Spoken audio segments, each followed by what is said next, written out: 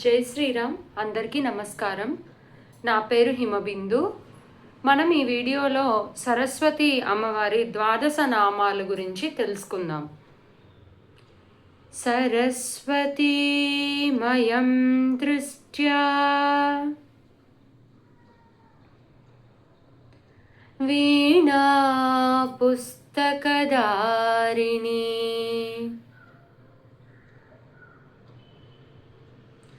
హంసవాహ సమాయుక్తా విద్యాదానకరీ మమ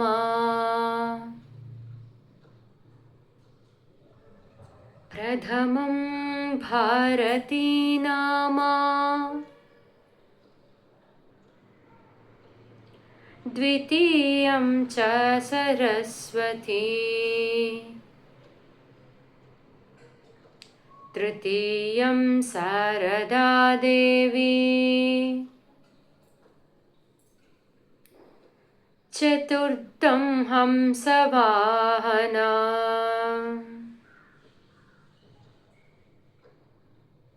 పంచమం జగతి ఖ్యాతం షష్ఠం వాగీశ్వరీ తథా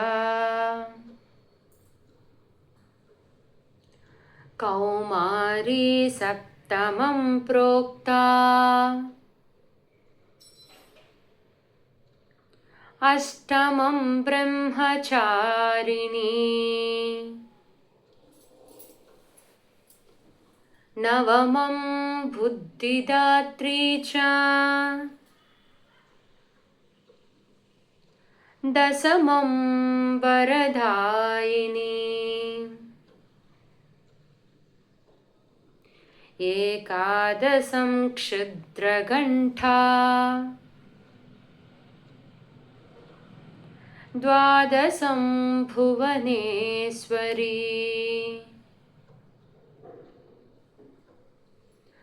బ్రాహ్మీ ద్వాదశ నామాని త్రిసంధ్యం యః పఠేన్నరః సర్వసిద్ధికరీ తస్యా ప్రసన్నా పరమేశ్వరీ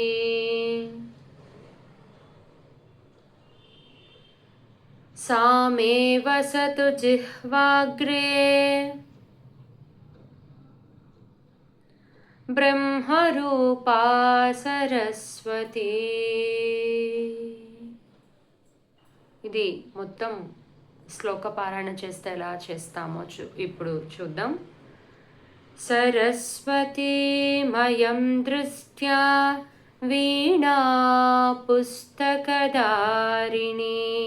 హంసవాహ సమాయుక్తా విద్యాదానకరీ మమ ప్రథమం భారతీ నామా ద్వితీయం చ సరస్వతీ తృతీయం శారదా దేవి చతుర్థం హంసవాహనా పంచమం జగతి ఖ్యాతం షష్ఠం వాగీశ్వరీ తథా కౌమారీ సప్తమం ప్రోక్తా అష్టమం బ్రహ్మచారిణీ నవమం బుద్ధిదాత్రీ చ దశమం వరదాయిని ఏకాదశం క్షుద్రఘంటా ద్వాదశం భువనేశ్వరీ బ్రాహ్మీ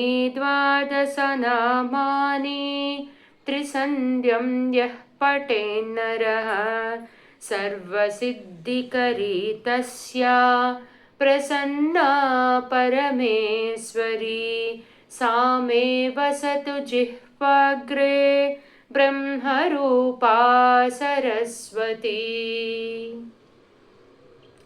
ఇప్పుడు ఈ ద్వాదశనామ స్తోత్రం యొక్క అర్థాన్ని తెలుసుకుందాం. సరస్వతీదేవి మా వైపు ఒక్కసారి నీ దృష్టి సారించు తల్లి. 2 చేతుల్లో వీణని పట్టుకొని ఒక చేతిలో పుస్తకాన్ని ధరించి ఉంటావు. హంస మీద హంస వాహనంగా నువ్వు లోక సంచారం చేస్తూ ఉంటావు. అలాంటి నువ్వు మాకు విద్యని ప్రసాదించు అని అడుగుతున్నాం మొదటి శ్లోకంలో. రెండవ శ్లోకంలో మొదటి నామం అమ్మవారిది భారతి. భారతి అనేటటువంటి నామము జ్ఞానాన్ని, తెలివిని, అలానే అనర్గళంగా మాట్లాడగలిగినటువంటి తత్వాన్ని మనకి కలగజేస్తుంది. ద్వితీయంచ సరస్వతి.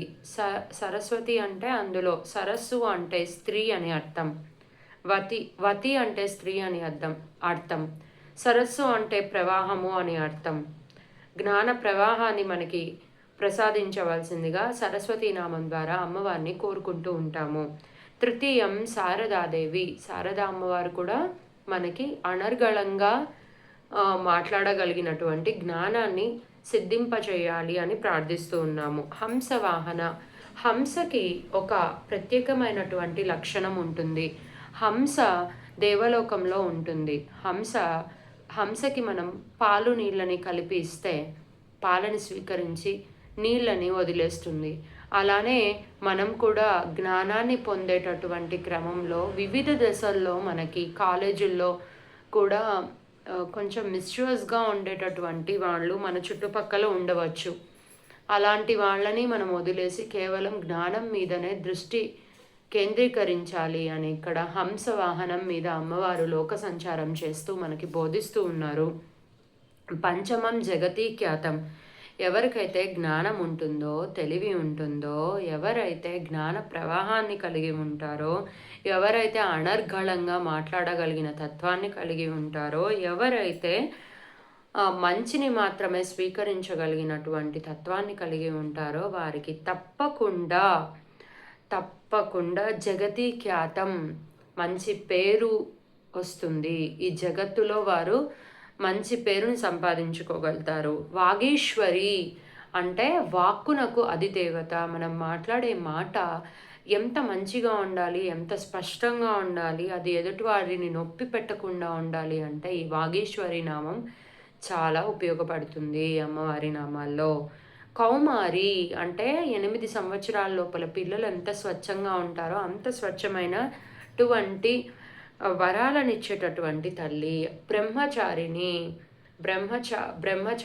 అమ్మవారు ఒక పవిత్రతకి ప్రతీక అమ్మవారు. నవమం బుద్ధిదాత్రీచ. బుద్ధి, జ్ఞానం అన్నిటినీ చెప్తే బుద్ధి మాత్రం ఏది మంచిదో దాన్ని మాత్రమే స్వీకరించగలుగుతుంది. అలా బుద్ధిని ఇస్తారు అమ్మవారు. దశమం వరదాయిని. వరాలని కూడా ఇస్తారు అమ్మవారు. ఏకాదశం క్షుద్రగంట.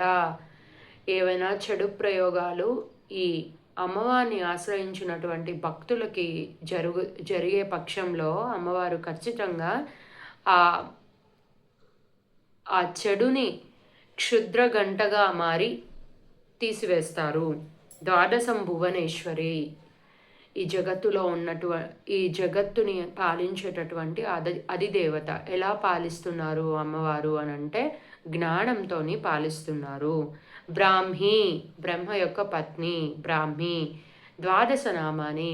ఈ నామాలను త్రిసంధ్యం అంటే ఉదయం 5 నుండి 7 సమయం మధ్యలో, మధ్యాహ్నం 10:30 నుండి 1 గంట సమయంలో, సాయంత్రం 5 నుండి 7 గంటల సమయంలో, ఇలా 3 సంధ్యల్లో ఎవరైతే ప్రతిరోజు ఈ సమయాలలో ఖచ్చితంగా మర్చిపోకుండా ఈ ద్వాదశ నామాల్ని స్మరించుకుంటారో వారికి ఏమి కోరితే అది ఖచ్చితంగా సిద్ధిస్తుంది అని ఇక్కడ మనకి ఫలశ్రుతిలో చెప్పబడింది.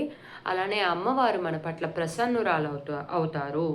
అలానే మన నాలుక మీదే అమ్మవారు కూర్చుని ఉంటారు. ఎలా కూర్చుని ఉంటారు అంటే కేవలం జ్ఞానమే కాదు, క్రియేటివిటీతో పాటు బ్రహ్మరూప సరస్వతిగా కూర్చుని ఉంటారు.